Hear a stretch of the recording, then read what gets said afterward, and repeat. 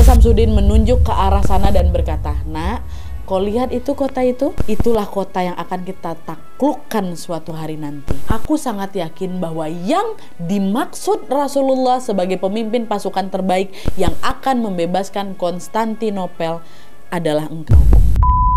Hai, wassalamualaikum warahmatullahi wabarakatuh. Terima kasih sudah klik video ini. Oke, jadi di malam Rabu ini aku mau mengajak kalian jalan-jalan ke satu kota yang disebut sebagai kota paling cantik di dunia pada abad pertengahan, Wak. Ya sekitar tahun 500 sampai 1400-an Masehi. Aku yakin kalian pasti udah nggak asing sekali dengan nama kota ini. Seperti yang aku tulis di judul, Wak, malam ini aku akan bercerita tentang Konstantinopel. Konstantinopel ini, Wak, terkenal dengan keindahan arsitektur dan juga kekuatan benteng pertahanannya. Dan sejak zaman dulu, Wak, ya, ada banyak sekali pihak yang memang ingin menguasai Konstantinopel ini. Tapi setelah mencoba selama beratus-ratus tahun, belum ada satupun yang berhasil menaklukkannya. Nah, pada suatu hari, Wak, Rasulullah SAW pernah menyampaikan satu hadis yang sangat luar biasa mengenai hal ini loh. Dimana Rasulullah berkata bahwa kelak akan ada panglima perang terbaik dan pasukan terbaik dari kalangan muslimin yang akan menaklukkan Konstantinopel. Lalu kurang lebih 800 tahun kemudian setelah Rasulullah mengatakan hal itu, Wak, apa yang disampaikan beliau ini pun akhirnya terjadi. Nah, penasaran gimana kisah selengkapnya? Pengen tahu siapa orang yang dimaksud sama Rasulullah dalam hadisnya itu, Wak? Tonton video ini sampai habis, tolong. Tapi juga sebelum aku masuk ke kisahnya nih, Wak, perlu aku sampaikan dulu nih ke kalian kalau memang video ini memang aku rangkum dari beberapa sumber dan juga artikel dan juga dari ceramahnya Ustadz Felix nih. Jadi kalau misalnya kalian mau tahu kisah yang lebih lengkapnya lagi, kalian bisa tonton di YouTube-nya di YouTube channelnya Ustadz Felix juga, Wak, ya. Di sana lebih lengkap lagi. Dan sekarang barulah ini, tanpa berlama-lama kita langsung masuk aja ke ceritanya. Check it out.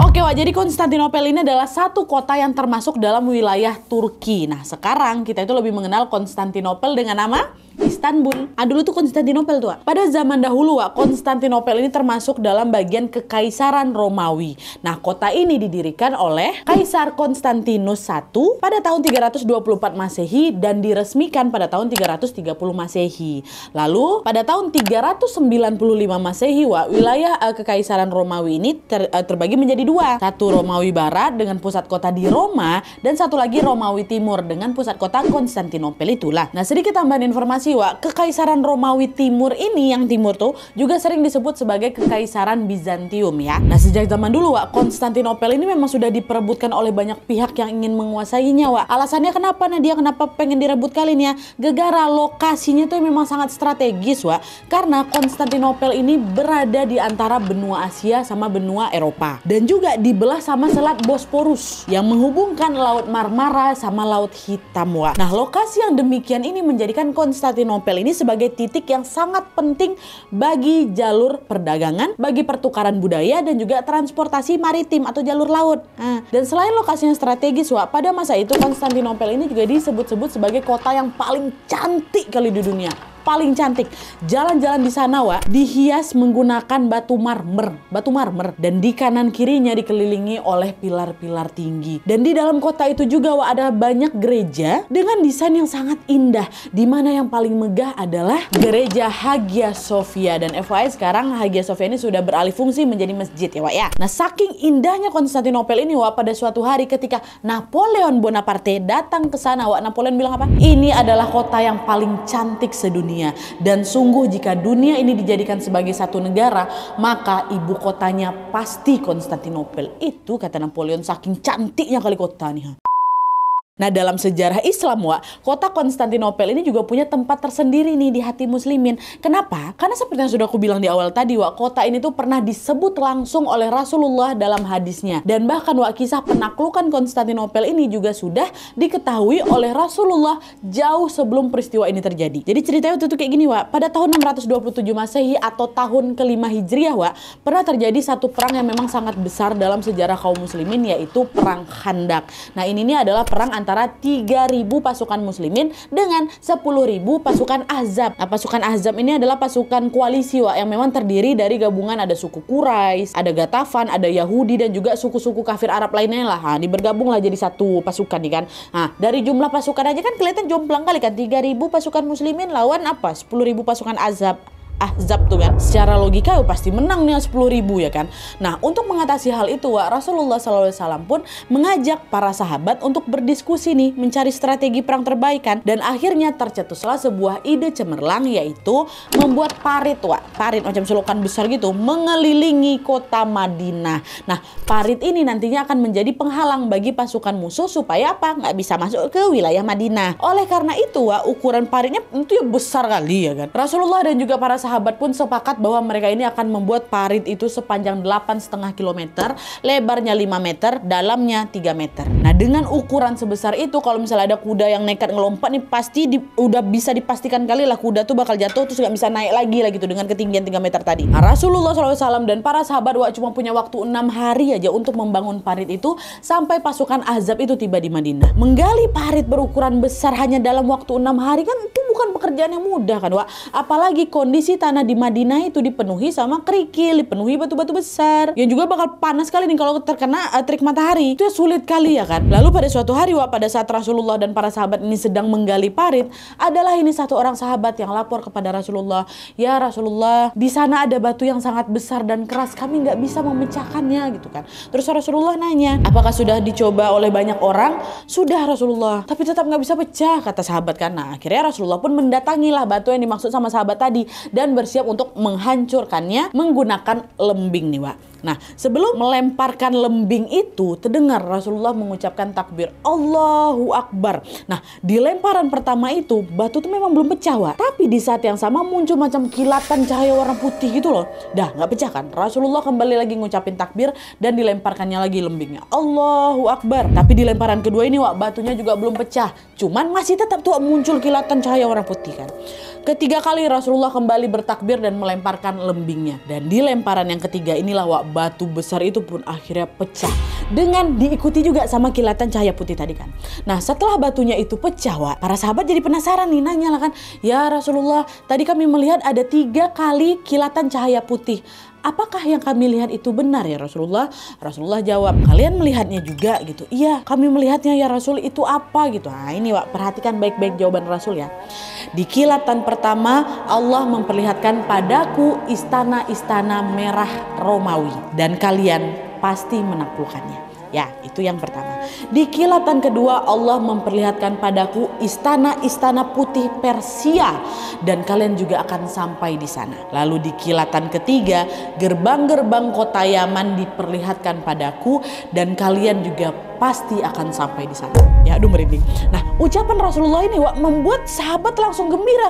Loh, kenapa Nadia? Karena pada masa itu, Wak, ya ada 2 pasukan besar di dunia nih yang memang sangat sulit sekali dikalahkan. Pasukan apa itu? Itulah dia Rusia pula, Persia sama Romawi itu. Nah, berdasarkan apa yang disampaikan sama Rasulullah SAW tadi, Wak, jelas sudah disebutkan bahwa pada suatu hari nanti pasukan muslimin akan berhasil menaklukkan Persia dan Romawi, ya kan? Dan seperti yang sudah kusebutkan tadi, Wak, di dalam wilayah kekuasaan Romawi kan tadi terbagi ada 2 kota kan yang memang memiliki kedudukan penting kali lah pada masa itu. Kota apa tadi? Halo? Betul, kota Roma sama kota Konstantinopel, ibu kota Romawi Romawi Barat sama Romawi Timur ya kan. Nah, karena para sahabat ini udah tahu kalau pasukan muslimin akan menaklukkan Romawi, Wak, di situ para sahabat jadi penasaran, antara kota Roma dan Konstantinopel manakah yang akan dimenangkan lebih dulu ya Rasul? Mendengar pertanyaan itu, Wak, Rasulullah menjawab, "Kota Heraklius yang terlebih dahulu," kata Rasul. Nah, Heraklius ini siapa, Nadia? Heraklius ini adalah kaisar Bizantium, Wak, atau apa? Kaisar dari Romawi Timur yang memimpin Konstantinopel pada masa itu. Itu berarti secara tidak langsung, Wak, Rasulullah SAW bilang kalau kota yang akan lebih dulu dimenangkan oleh pasukan muslimin adalah Konstantinopel. Dan FYI, Wak, jawaban dari Rasulullah ini tercatat dalam satu hadis riwayat Ahmad, Wak, ya. Nah, adalah tuh kan. Setelah mendengar jawaban dari Rasulullah, Wak, di situ para sahabat pun semakin bergembira lagi. Mereka yang awalnya kelelahan tuh lagi gali parit ya kan, buat persiapan perang pula. Langsung bersemangat lagi, Wak. Bahkan pasukan Ahzab yang berjumlah 10.000 tuh, 10.000 orang tuh, sama sekali nggak bikin para sahabat ini gentar, Wak. ya. Udah nggak takut, 3.000 lawan 10.000, siapa takut kata mereka. Mereka makin semangat lagi nih buat menang. Udah lah tuh kan. Akhirnya singkat cerita Wak, pasukan muslimin ini pun berhasil lah itu memenangkan perang Khandak. Dan ini kalau misalnya kalian penasaran, insya Allah nanti aku akan menceritakan juga Wak ya lebih detail lagi tentang perang Khandak ini yang nggak kalah serunya juga dengan perang-perang lain yang sudah pernah aku sampaikan di video aku, oke? Udah menang lah ini kan pasukan muslimin. Nah setelah perang Khandak ini selesai Wak, ada satu momen lagi nih di mana Rasulullah SAW kembali menyampaikan sebuah hadis yang luar biasa tentang Konstantinopel. Hadis itu berbunyi kayak gini, kalian pasti akan membebaskan Konstantinopel.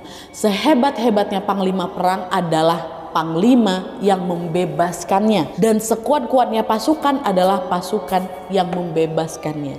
Jadi Konstantinopel ini kelak akan dibebaskan oleh panglima dan pasukan perang yang paling hebat.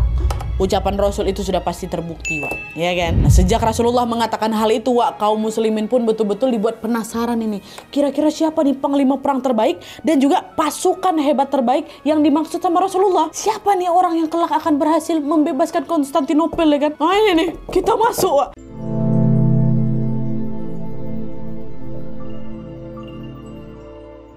Hadis Rasulullah SAW tentang penaklukan Konstantinopel tadi Wak menjadi penyemangat ya kan bagi kaum muslimin untuk bisa melakukan futuhat Islamiyah. Apa itu Nadia? Itu adalah perluasan wilayah dengan tujuan untuk memperluas jangkauan dakwah Rasulullah Wak. Dan tentunya salah satu lokasi yang menjadi tujuan futuhat Islamiyah ini adalah tadi Konstantinopel. Nah sejak tahun 600 sampai 1400-an Masehi Wak, ada banyak kali itu pasukan muslimin yang mencoba untuk menaklukkan Konstantinopel. Nah salah satunya adalah Sultan Murad II namanya. Siapa beliau? Beliau adalah pemimpin Kesultanan Turki Utsmani atau Kekaisaran Ottoman Wak ya. Nah tapi karena pertahanan Konstantinopel itu memang sangat sulit sekali ditembus Wak, alhasil sama seperti banyak pasukan-pasukan sebelumnya, pada saat itu Sultan Murad II pun juga mengalami kegagalan. Nggak bisa ditaklukkan Konstantinopel sama Sultan Murad Wak. Dan kegagalan itulah yang membuat Sultan Murad berdua berpikir, kalau aku nggak bisa menaklukkan Konstantinopel, semoga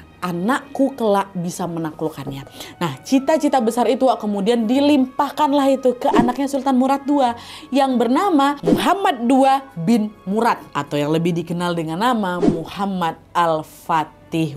Nah, Muhammad Al-Fatih ini lahir pada tanggal 30 Maret tahun 1432 Masehi di kota Erdin. Ini nih ibu kota Kesultanan Utsmani pada masa itu ya. Sejak kecil Al-Fatih ini atau beliau ini sudah menyaksikan langsung apa saja yang memang sudah dilakukan ayahnya which is Sultan Murad II itu dalam upaya menaklukkan Konstantinopel. Beliau mengkaji semua itu, termasuk mengkaji juga apa saja hal-hal yang menyebabkan usaha ayahnya ini gagal. Kenapa ayah ini nggak bisa menaklukkan Konstantinopel kan?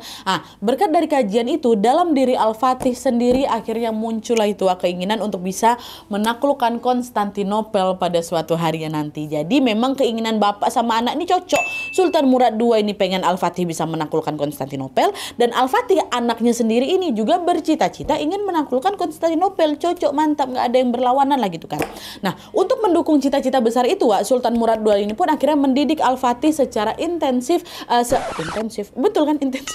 Sorry salah, takut insentif tadi aku bilang. Secara intensif sejak beliau ini kecil. Bahkan Sultan Murad II ini sampai mendatangkan ulama terbaik pada masa itu untuk menjadi guru anaknya which is gurunya Al-Fatih Wak. Nah mereka ini adalah Syekh Ahmad Al-Qurani dan Syekh A'aq Syamsuddin. Maaf kalau misalnya salah penyebutan Wak ya. Nah kita mulai dulu nih perjalanan belajarnya beliau dengan Syekh Ahmad Al-Qurani dulu ya. Nah jadi Wak, Syekh Ahmad Al-Qurani ini adalah orang pertama yang menjadi guru ngajinya Muhammad Al-Fatih. Nah ketika Al-Fatih berusia 8 tahun Wak, pada saat itu Syekh Ahmad Al-Qurani ini mengajar Al-Fatih dengan membawa sebilah kayu nih ceritanya kan. Dari situ beliau bilang, ini kayu pemberian ayahmu Sultan Murad II. Kayu ini akan dipakai untuk memukul kamu jika kamu tidak disiplin dalam belajar. Nah mendengar ucapan itu Al-Fatih ini malah ketawa pula Wak, karena dia pikir Syekh ini lagi bercanda. Hingga akhirnya Wak tiba-tiba Syekh Ahmad Al-Qurani betul dipukul, dibedang sekali kan, pakai kayu tuh lah. Kaget lah Al-Fatih kan, loh nggak bercanda rupanya ding. Nah kalau gini caranya berarti memang aku harus rajin belajar nih. Kalau aku nggak rajin nanti bisa-bisa aku dipukul terus sama Syekh nih. Nah kayak gitu Wak. Dan sejak kejadian itu karakter Al-Fatih ini pun mulai berubah makin lebih baik lagi Wak. Beliau semakin giat dan tekun dalam belajar hingga akhirnya 2 tahun kemudian beliau pun berhasil. 2 tahun aja Wak ya, 2 tahun berhasil menghafal Al-Quran. Bagi Al-Fatih Wak, Syekh Ahmad Al-Qurani ini adalah sosok guru yang sangat berwibawa.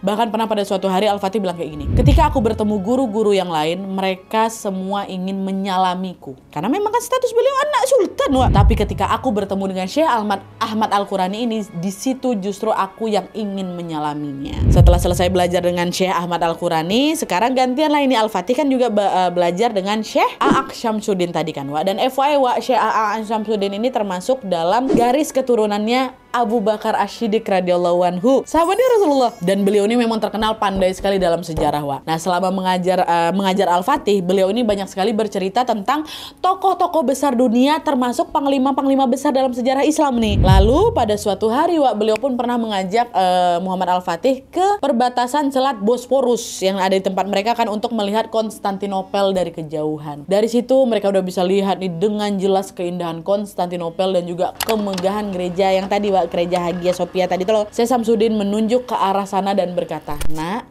kau lihat itu kota itu? Itulah kota yang akan kita taklukkan suatu hari nanti. Aku sudah banyak berdoa dan aku sudah banyak bertahajud kepada Allah Subhanahu wa Ta'ala, dan aku sangat yakin bahwa yang dimaksud Rasulullah sebagai pemimpin pasukan terbaik yang akan membebaskan Konstantinopel adalah engkau."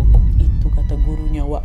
Aduh, merinding ya, Masya Allah. Ucapan gurunya itu betul-betul membekas sekali dalam hatinya Al-Fatih. Dari situ beliau pun semakin termotivasi lagi nih untuk terus belajar demi bisa menggapai cita-cita yang sangat mulia itu, yaitu membebaskan Konstantinopel.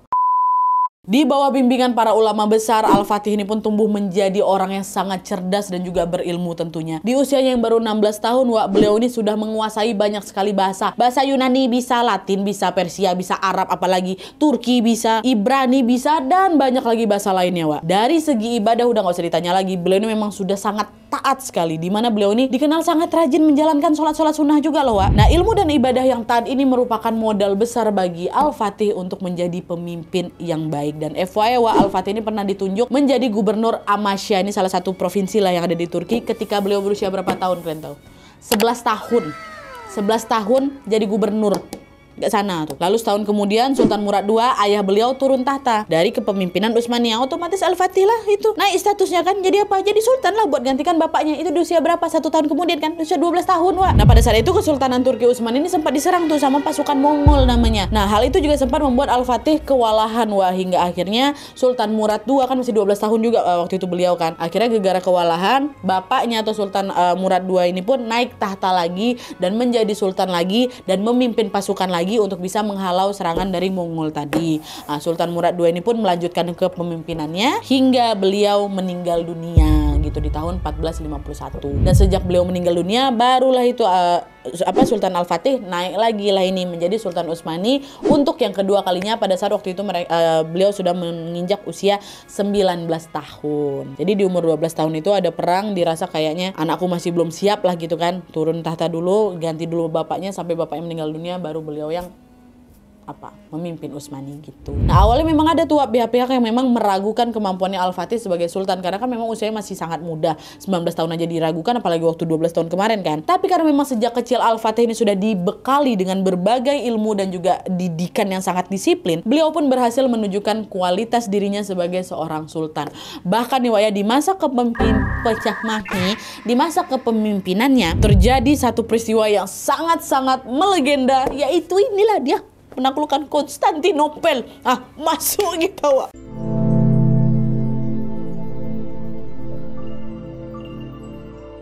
Nah, sebelum kita masuk lebih detail mengenai peristiwa penaklukan Konstantinopel ini, Wak, terlebih dahulu aku akan merangkum bagaimana kondisi Konstantinopel pada masa itu ya, biar kalian punya gambaran kenapa susah kali ditaklukkan Konstantinopel ini. Jadi, Wak, di masa ketika Al-Fatih naik tahta menjadi Sultan Utsmani, di saat yang sama wilayah Romawi Timur atau Kekaisaran Bizantium tadi, Wak, sedang dipimpin oleh seorang kaisar yang bernama Konstantinus XI Palaiologos. Ya, sebagaimana yang dilakukan oleh kaisar-kaisar sebelumnya, Wak, Kaisar Konstantinus XI ini juga berusaha mempertahankan Konstantinopel tentunya dari pihak-pihak yang memang ingin menguasainya. Mengingat Konstantinopel itu apa tadi? Kota yang memang sangat strategis untuk jalur perdagangan, transportasi, pertukaran budaya, dan juga interior kota yang sangat cantik. Pokoknya kota yang luar biasa kali lah, Wak. Makanya harus dijaga betul-betul nih supaya pihak luar nggak bisa invasi ke sana ya kan. Nah, untuk melindungi dan juga menjaga Konstantinopel ini, Wak, Kaisar Konstantinus XI ini pun memimpin pasukan militer atau punya pasukan militer khusus yang diberi nama pasukan abadi atau pasukan Atanatoi. Nah, pada masa itu pasukan abadi ini disebut-sebut sebagai salah satu pasukan militer yang paling dihormati di dunia. Kenapa? Karena sejak awal mereka ini sudah diberikan pelatihan fisik yang intensif, terkenal loyal juga pada kaisarnya, berpengalaman dalam banyak pertempuran, dan juga dilengkapi dengan persenjataan tempur yang sangat lengkap. Adanya pasukan abadi ini juga lah yang membuat Konstantinopel ini sulit ditembus beratus-ratus tahun. Nah, selain pasukan militernya yang memang sangat kuat, Konstantinopel ini juga memiliki sistem pertahanan yang luar biasa, di mana kotanya itu dikelilingi oleh benteng raksasa lapis 3, lapis 3. Jadi kalau misalnya kalian udah bisa tembus lapis pertama, masih ada lapis kedua, masih ada juga lapis ketiga nih. Jadi memang susah ditembus, Dan selain itu Konstantinopel ini juga dikelilingi sama laut dan juga perbukitan yang berfungsi sebagai benteng alaminya mereka. Medan buat sampai ke sana juga nggak gampang, Susah kali lah pokoknya. Iyalah buktinya beratus-ratus tahun mau ditembus sama siapapun, Sultan Murad aja nggak bisa. Memang kuat kali dipertahankan sama pasukan abadi dan juga kaisar-kaisar sebelumnya, Tapi dibalik semua yang sudah aku ceritakan tadi, pada tahun 1450-an Masehi, Kekaisaran Bizantium atau Kekaisaran Romawi Timur ini mulai mengalami kemunduran. Kenapa dia bisa mundur? Ada bukannya mereka kuat kali? Ada penyebabnya, Salah satu penyebabnya adalah karena ada banyaknya konflik internal. Alhasil, mengetahui hal itu, Sultan Al-Fatih pun menganggap ini sebagai peluang nih baginya untuk bisa menaklukkan Konstantinopel dengan tujuan apa? Untuk memperluas wilayah dakwah Islam dan juga memperluas wilayah Kesultanan Utsmani. Ya kan? Itu alasannya, Jadi kita masuk ke kisah-kisah beliau selanjutnya, Jadi seperti yang sudah kalian tahu sekarang, sejak kecil Al-Fatih ini sudah digadang-gadangkan akan menjadi orang yang bisa menaklukkan Konstantinopel, kan. Dan tentu itu adalah cita-cita yang sangat besar untuk Sultan Al-Fatih sendiri. Dan untuk mencapainya, hal pertama yang dilakukan oleh Al-Fatih adalah memperkuat doa dan ibadahnya agar Allah Subhanahu wa Ta'ala berkenan memilih beliau sebagai pembebas Konstantinopel. Al-Fatih paham betul bahwa semakin besar hajat yang ingin kita minta kepada Allah, maka ibadah yang memang harus kita lakukan juga harus lebih besar juga. Beliau ini mengejar ridhonya Allah. Alhasil sejak Al-Fatih akil balik hingga beliau meninggal dunia, beliau tidak pernah sekalipun meninggalkan sholat sunat rawatib dan sholat tahajud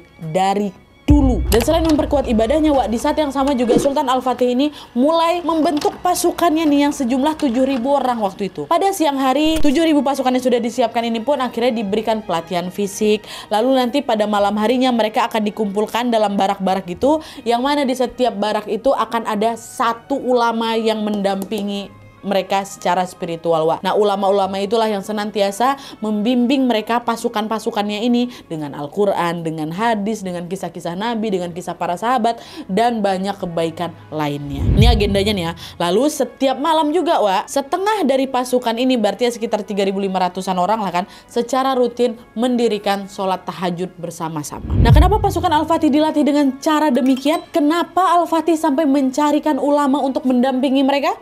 Ada yang tahu alasannya? Alasannya karena beliau ingat kali sama hadis Rasulullah SAW tadi, apa? Yang akan berhasil menaklukkan Konstantinopel bukan hanya pemimpin yang terbaik, tapi juga pasukan yang terhebat. Ya kan? Jadi kalau misalnya Sultan Al-Fatih sendiri memperkuat ibadahnya agar Allah meridhoi beliau, maka beliau juga menghendaki seluruh pasukannya untuk melakukan hal yang sama juga, yaitu sama-sama memperkuat ibadah agar Allah juga berkenan memilih pasukannya atau memilih mereka menjadi pasukan terhebat yang nantinya akan menaklukkan Konstantinopel.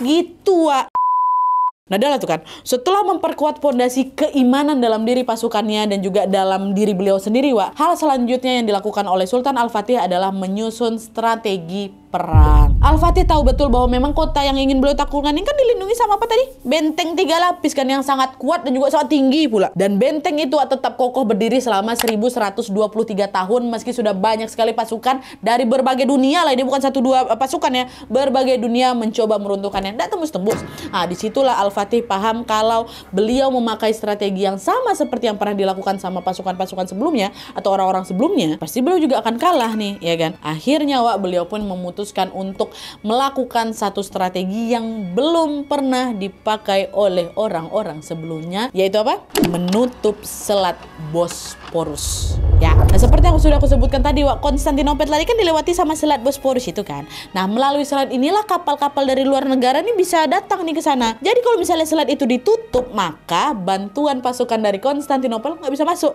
ya kan? Udah tuh akhirnya Al-Fatih pun segera langsung memerintahkan pembangunan benteng besar untuk menutup jalan masuk dari Selat Bosporus, Wak. Dan benteng ini dibangun oleh 5.000 pekerja selama 4 bulan lamanya pada tahun 1452. Dan benteng ini pun kemudian disebut sebagai Rumeli Hisari. Tapi setelah benteng itu selesai dibangun, Wak, Al-Fatih belum merasa lega tentunya karena benteng Rumeli Hisari ini hanya berfungsi untuk apa? Untuk menghalau pasukan luar masuk ke Konstantinopel, ya kan? Nah terus kalau misalnya pasukan dari luar berhasil dihalau, apa yang harus dilakukan mereka selanjutnya nih, ya kan? Gimana caranya menaklukkan Konstantinopel, kan itu intinya kan? Nah inilah, Wak, yang masih terus dipikirkan oleh Sultan Al-Fatih pada masa itu. Lalu udah satu checklist lah, udah satu kan. Selanjutnya apa nih ya? Sampailah tiba pada suatu hari, Wak, tiba-tiba Sultan Al-Fatih kedatangan tamu. Nah, dia ini adalah seorang pembuat senjata, Wak, asal Hungaria yang bernama Orban. Orban ini menemui Al-Fatih dengan maksud ingin menawarkan senjata buatannya. Dia bilang, "Wahai Sultan Al-Fatih, aku sudah mendatangi Kaisar Konstantinopel untuk menawarkan senjata buatanku." Dia bilang kayak gitu. Udah nawarin ke sana, Wak. Tapi dia nolak karena mereka ternyata nggak cukup uang katanya. Nah, setelah itu aku justru malah ditahan pula di sana selama 1 tahun. Tapi bagusnya aku jadi hafal tuh gimana selak-beluk Konstantinopel di Sultan. Nah sekarang, apakah kamu berkenan aku yang buatkan senjata untukmu? Itu kata Orban, Wak. Nah mendengar hal itu, Sultan Al-Fatih jawab, "Apakah kamu mampu membuatkanku senjata yang bisa melontarkan meriam sebesar ini?" Kata Sultan sambil merenggangkan kedua tangan itu macam bentuk lingkaran kayak gitu. "Sebesar ini," kata beliau kan. Nah ketika mendengar permintaan Al-Fatih, Orban yang juga merupakan ahli fisika ini, Wak, dengan mantap menjawab, "Bisa, akan aku buatkan." Oke, baik.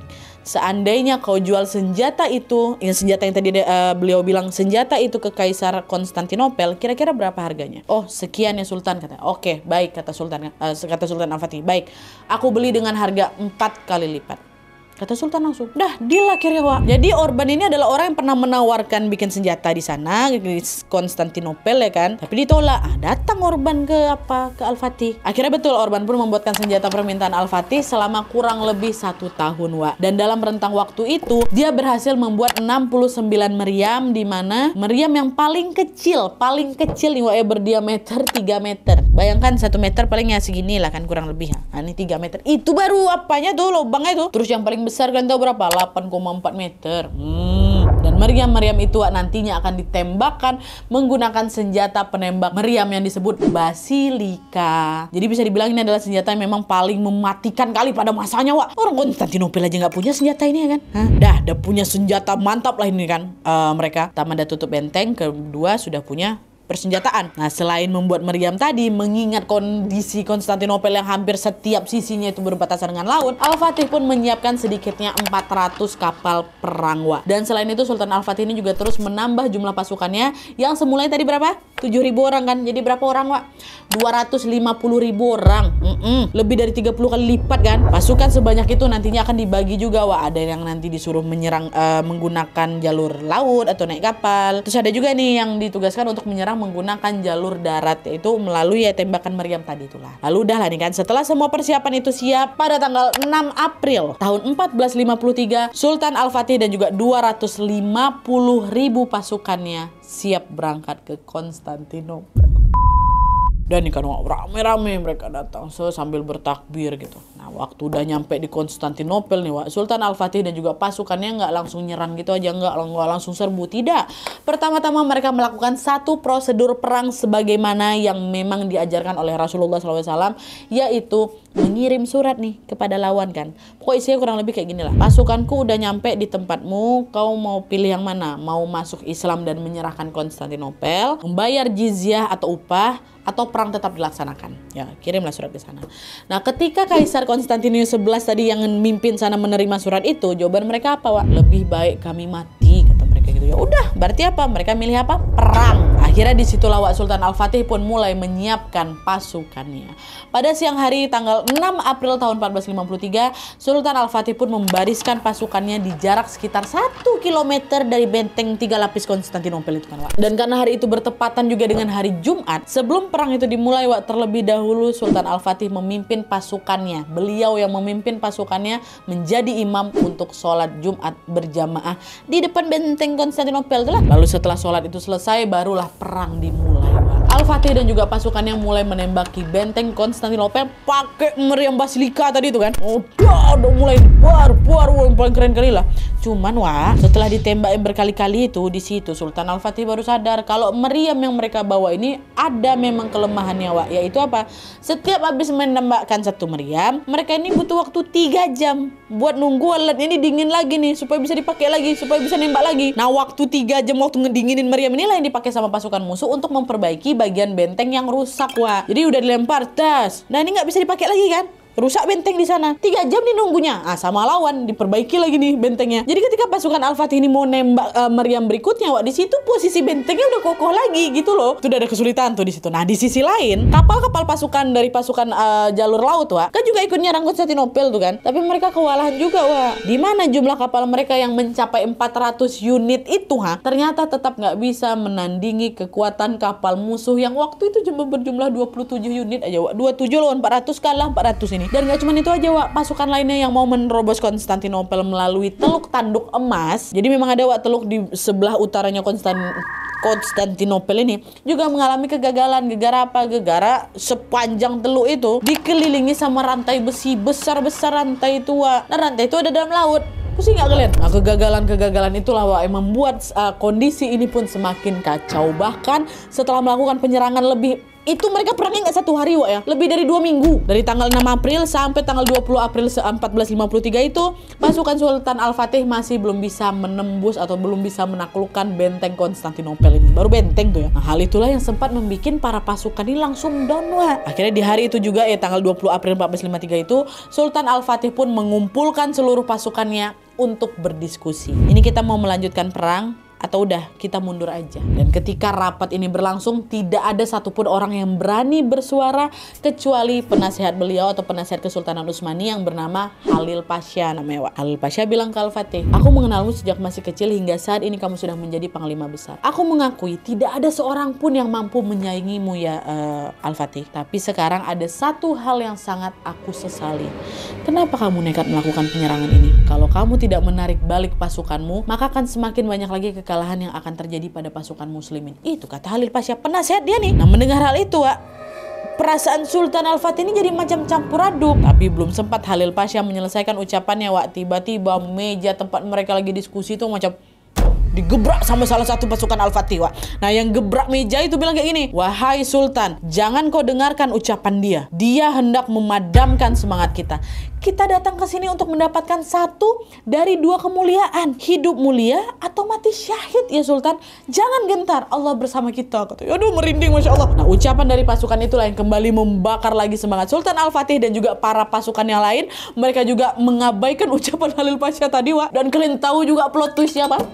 Belakangan akhirnya diketahui kalau ternyata Halil Pasha menyarankan Al-Fatih untuk menarik pasukannya atau nyerah aja atau mundur aja ini karena ternyata dia sudah menerima sogoan dari pasukan musuh. Jadi macam pengkhianat gitu loh. Untung Sultan gak nurutin saran dia kan, padahal dia penasehat nih. Nah itu, untung ada yang gebrak. Gak ada, maju. Udah lah tuh kan.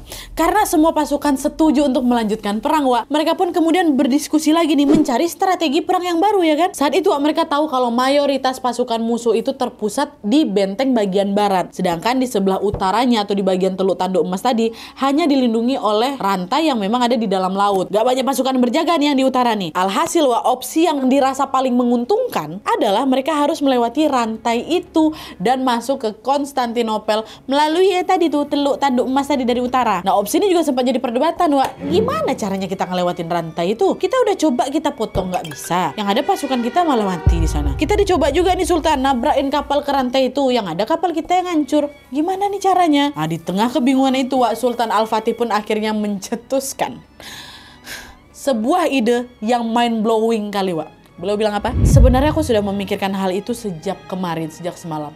Dan aku rasa satu-satunya cara untuk kita bisa masuk ke Teluk Tanduk Emas adalah kita harus membawa kapal-kapal perang kita melalui daratan. Maksudnya gimana tuh Nadia? Jadi sepanjang Teluk Tanduk Emas ini kan dikelilingi sama rantai-rantai besar kan? Kan nggak bisa jalan kapal tuh kan? Nah, mereka nggak akan melompati rantai-rantai itu. Tapi mereka akan menepi dulu nih di Selat Bosporus tadi. Terus baru diangkatlah itu kapal-kapal tuh ke daratan. Kemudian mereka akan memutari wilayah itu. Udah diangkat, diputari lagi wilayah tuh melalui bukit-bukit juga, Wak. Nanti waktu dia sampai ujung nih, baru nanti mereka bisa masuk lagi ke laut. Tepatnya itu di Teluk Tanduk Emas itu. Kan dihadang sama rantai. Yuk kita putar kalau gitu. Tapi angkut ini kapalnya. Itu kata Sultan Al-Fatih, Pak. Kita aja sekarang ngelongok dengar ide itu kan. Apalagi pasukan yang ada waktu itu, Pak. Maaf, Sultan, ini maksudnya gimana? Mindahkan kapal lewat darat. Gimana caranya tuh? Darat di bagian utara Konstantinopel itu bukan jalan mulus, bukit-bukit. Tingginya juga puluhan meter. Terus kita mau gotong kapal tuh ngelewatin bukit ya Sultan. Dengan santai Sultan bilang, iya di sana memang dipenuhi bukit-bukit, tapi kan jaraknya cuma 1,5 kilo. Iya memang Sultan, jaraknya dekat, tapi ini tetap ide yang mustahil, Sultan. Mendengar hal itu, Wak, Sultan Al-Fatih pun menyampaikan satu petuah yang sangat membekas sekali di dalam benak pasukannya. Beliau bilang kayak gini, jangan kau katakan itu mustahil sampai kau mati dalam mencoba. Jadi maksudnya selagi kita masih hidup, berarti cara itu masih bisa dicoba loh. Udah masih bisa diusahakan. Ayo, kayak gitulah kurang lebih, Wak. Dan betul, Wak, betul. Keesokan harinya nih, tanggal 21 April 1453 itu, mereka pun mulai menepikan kapal-kapal itu di Selat Bosporus. Mereka lalu membawa kapal-kapal itu melalui jalur darat. Jadi kapal itu macam ditarik sama mereka, Wak. Kebayang gak kalian seberat apa? Tapi itulah kan qadarullah, kuasa Allah. Di situasi yang sulit itu, alhamdulillahnya Allah Subhanahu wa taala memberikan kemudahan, di mana hanya dalam waktu 1 malam loh, Wak. 1 malam mereka berhasil memindahkan berapa? Nggak satu kapal. 72 kapal perang dari Selat Bosporus tadi ke Teluk Tanduk Emas. Nyampe 1 malam aja, Wak. 72 kapal dibawa sama mereka. Lewat darat, bukan sampan, Wak. Jadi kalian pikirkan sampan gampang tuh, nak 2-3 orang bisa enggak, bukan sampan kapal. Kapal perang pula. Dah kan. Keesokan harinya tanggal berapa? 22 April 1453, seluruh pasukan Sultan Al-Fatih bertakbir dari atas bukit. Allahu Akbar, Allahu Akbar, Allahu Akbar. Nah, gema takbir itu pun membangunkanlah ini para pasukan Konstantinopel. Mereka langsung naik ke atas menara buat nengok apa nih, kenapa nih? Kok ada suara takbir tiba-tiba? Nah, disitulah, Wak, pasukan Konstantinopel dibuat terkejutnya karena mereka melihat ada 72 kapal perang milik pasukan muslimin berhasil melewati bukit-bukit. Di situ gantian, Wak, mental mereka pula yang langsung down. Iyalah, mereka pikir nggak akan mungkin bisa ditembus, kan ini tembus, datang 72 kapal sama rombongan pasukan Al-Fatih. Tapi di sini jangan senang dulu, Wak. Jadi setelah kapal pasukan muslimin itu berhasil menembus Teluk Tanduk Emas itu, usaha menembus benteng Konstantinopel ini ternyata masih sangat sulit juga dilakukan. Makanya kan memang sulit ditaklukkan kan apa Konstantinopel ini. Nah, peperangan pun masih terus berlanjut, Wak, dari tanggal 22 itu sampai tanggal 27 Mei malah, atau kurang lebih 1 bulan perang itu masih berlangsung. Lalu di pada hari itu juga tanggal 27 Mei 1453, untuk pertama kalinya Sultan Al-Fatih dan pasukannya, untuk pertama kalinya nih, Wak, selama ratusan tahun itu, pasukan Sultan Al-Fatih berhasil membuat lubang yang sangat besar di tembok benteng Konstantinopel. Baru mereka yang berhasil. Dan tentunya hal ini juga membawa angin segar bagi Sultan dan juga pasukannya, Wak. Oh, kita berhasil nih, berhasil kita lubangin gitu kan. Lalu setelah lubang itu dibuat, Sultan Al-Fatih pun menyuruh semua pasukannya untuk berhenti, bukan lanjut, berhenti. Di situ beliau bilang, besok aku mau kalian semua menjalankan puasa sunnah. Berdoalah kepada Allah Subhanahu wa taala untuk diberikan kebaikan-kebaikan dan mintalah kepada Allah kemudahan bagi kita untuk membebaskan Konstantinopel. Disuruh istirahat, disuruh ibadah dulu, Wak. Dan sesuai dengan arahan Sultan Al-Fatih, keesokan harinya, Wak, pada tanggal 28 Mei 1453, seluruh aktivitas perang pun diistirahatkan. Padahal udah bikin lubang tuh, ya kan? Kalau ikut nafsu kan pasti udah gak sabar kali pengen ngabiskan. Enggak, istirahat, tenangkan jiwa, minta tolong sama Allah dulu. Dan itu nggak cuma pemimpin, semua sado pasukan disuruh puasa, sholat, ibadah, doa gitu. Di hari itu juga, Wak, semua pasukan berpuasa sunnah. Ulama-ulama kembali didatangkan lagi dan mereka semua kembali berdoa kepada Allah Subhanahu wa taala hingga suasana pada hari itu betul-betul khusyuk dan khidmat, Wak. Lalu udah setelah mereka beribadah, mereka menenangkan diri, menyerahkan semua kepada Allah. Keesokan harinya di tanggal 29 Mei 1453, saat dini hari Al-Fatih pun memimpin seluruh pasukannya untuk sholat tahajud. Setelah selesai sholat, Al-Fatih pun menyampaikan khutbah singkat yang berisi, "Wahai pasukanku, seandainya usaha menaklukkan Konstantinopel ini berhasil, maka sabda Rasulullah SAW pun menjadi kenyataan. Kita akan mendapatkan bagian dari kemuliaan yang memang sudah dijanjikan melalui hadis itu. Peristiwa ini juga akan menambah kemuliaan bagi agama Islam. Oleh karena itu, sampaikanlah pada seluruh pasukan untuk menjaga syariat Islam di depan mata mereka." Maksudnya di depan musuh, Pak ya. "Jangan ada satupun di antara kita yang melanggar syariat Allah, karena kemenangan datang dari pertolongan Allah dan Allah akan menolong orang-orang yang tidak bermaksiat di jalannya. Berangkatlah dengan mengucapkan bismillah, jangan mengganggu para pendeta, jangan mengganggu anak kecil dan juga wanita, jangan mengganggu orang-orang yang sudah berlindung di tempat ibadah, jangan memotong pohon tempat orang-orang berteduh, dan jangan membumi hanguskan. Karena inilah pesan Rasulullah SAW bagi mereka yang mau berjihad." Itu khutbahnya, Wak. Dan ya Allah, Masya Allah, Masya Allah, macam mau ikut perang aku, Wak, kalau misalnya udah kayak gini. Ini betul aja. Udah kan, setelah selesai berkhutbah pada jam 2 pagi, Sultan Al-Fatih pun mengirim pasukan pertama ya terlebih dahulu, Wak. Tapi pasukan pertama ini ternyata tidak berhasil ya untuk melawan, untuk masuk lah gitu. Terus di jam 2 pagi Sultan pun mengirim pasukan yang kedua. Hasilnya sama juga, Wak. Pasukan kedua ternyata juga nggak berhasil. Lalu 2 jam kemudian di jam 6 pagi Sultan Al-Fatih pun mengirim pasukan yang ketiga. Nah, di pasukan yang ketiga ini, Wak, tepat pula ketika matahari bersinar nih dari timur, dan disitulah bendera pasukan muslimin akhirnya berhasil dikibarkan di atas benteng Konstantinopel, Wak. Masya Allah, bendera-bendera musuh diturunkan dan pasukan muslimin langsung mengucap takbir hingga menggema memenuhi seluruh kota. Akhirnya apa? Menang, Wak, di pasukan ketiga. Masya Allah. Nah, setelah itu Sultan Al-Fatih dan juga pasukannya langsunglah itu masuk ke pusat kota Konstantinopel. Pada saat itu mereka berjalan menuju kemana, Wak? Ke pusat, ibaratnya ke landmarknya Konstantinopel pada saat itu apa?